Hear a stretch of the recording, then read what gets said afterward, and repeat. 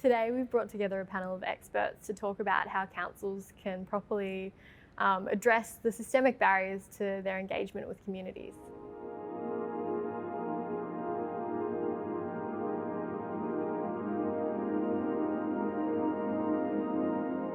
Is it important to engage with diverse communities for the council, for Parliament, for all of us? Look, I think it's absolutely crucial. For us, it's what underpins our work. It's what makes our work legitimate. It adds an extra dimension. We are a diverse community in Victoria and Australia, so in all of our communities, whether they're metropolitan or regional, so it's absolutely crucial, and it really does, when we can do it effectively, it really does enhance everything we do and make it more robust. I think it's really important that we engage with CALD communities because they're part of the social fabric that Australia has, and it's hard for us not to be talking to migrant refugee communities, particularly all people of colour, given the speed at which we're becoming globalised as a world. So I think it goes down to sharing power, it goes down to them having a voice in the spaces that they live, the streets that make up their homes. I think, as someone who is a young person, a person of colour, a woman, I want to be able to have a say on how safe I feel on my street. And I can only do that when I've been given the opportunity to come to the table where that discussion is happening. So I think that's why it's really important we do it. I've got a desire to make sure that we do consult with everybody, and there are lots of harder to reach groups that maybe we normally don't consult with because we don't know them, we can't identify them, we don't have the connections, they don't come out, they don't belong to community organisations, and they might include homeless people, people from more recently arrived communities, our Aboriginal community, of course, who are often less willing to identify themselves to government, government services for a whole variety of reasons. So, the question for local government, I think, is, are we doing enough? And we need to start questioning what we're doing. And one part of doing that, I think, in working out how well we're doing is evaluation. In my experience, when we consult, engage, we do that quickly, and then we move on to developing whatever strategy is involved or whatever planning matter is involved. But we don't then go back and say, how successful was that? What did we learn from that? What maybe we've missed out on doing? So how do we get input from really difficult to reach groups? That's always an ongoing issue for us and an ongoing goal that we have. One of the ways that we do it is that we provide a safe environment at Parliament for groups to come in, understand our processes, see physically what the building looks like, talk to some people who can engage them on their level, not necessarily always make it as formal as we might have done in the past. In terms of groups that are difficult to reach, we often try and go to them so that we don't present this extra barrier of, you must come to our big building in the city that's really intimidating looking.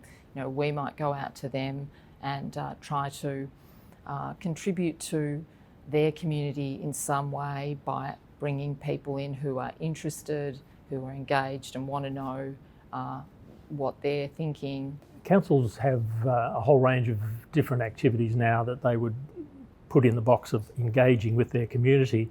But one of the better ways, I think, apart from the normal, what we might call quantitative, so we're looking at the data, looking at the demographics and so on, and we think we understand the community, but there's also the element of qualitative engagement. So you can go and spend a day talking to a group, and I'll give you an example. Out at Whittlesea we have a significant Indian community who are moving into the new suburbs, and one of the things that we know is that there's a large number of Sikhs, and we know that there's issues there, both couples in the family often commuting long ways to work, parents, grandparents that is, looking after the children, and we don't know what their needs are.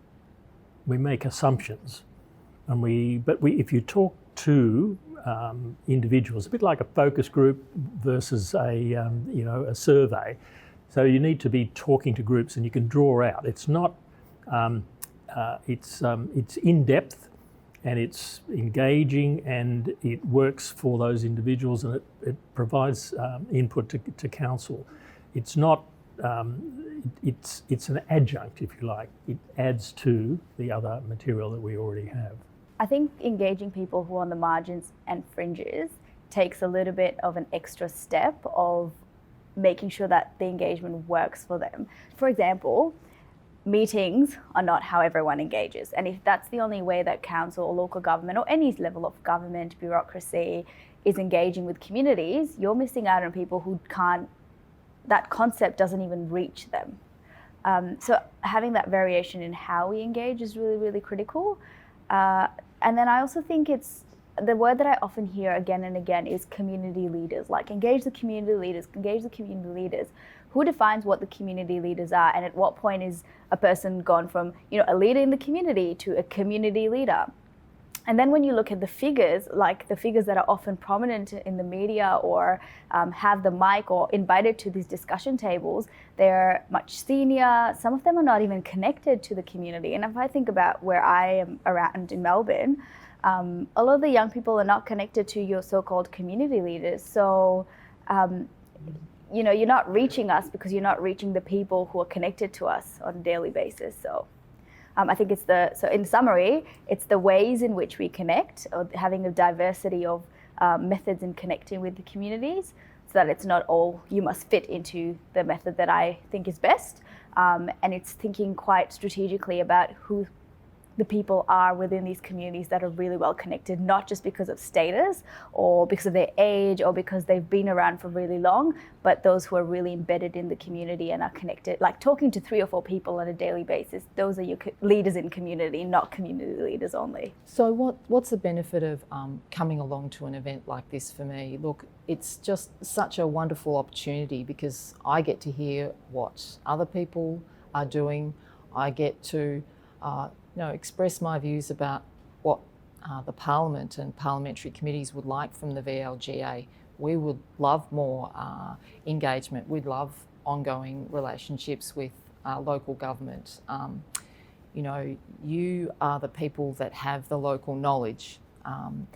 Any access we can get to that is fantastic for us. We want to engage with your communities. We want to know what's going on in small towns, in regional centres, across Melbourne. That's really important for our work. And so to meet people who work at the VLGA, to hear from people who have the same goals as us and engaging with communities, that's just a great opportunity.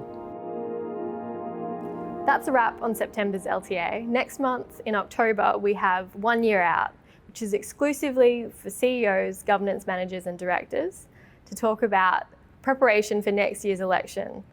The 2020 elections are coming up in October, so we've got Chris Eddy, an experienced CEO, former CEO at Hobsons Bay, and Bo Lee, our Senior Policy Advisor at the VLGA, to talk to you about caretaker, the election period and what happens after that.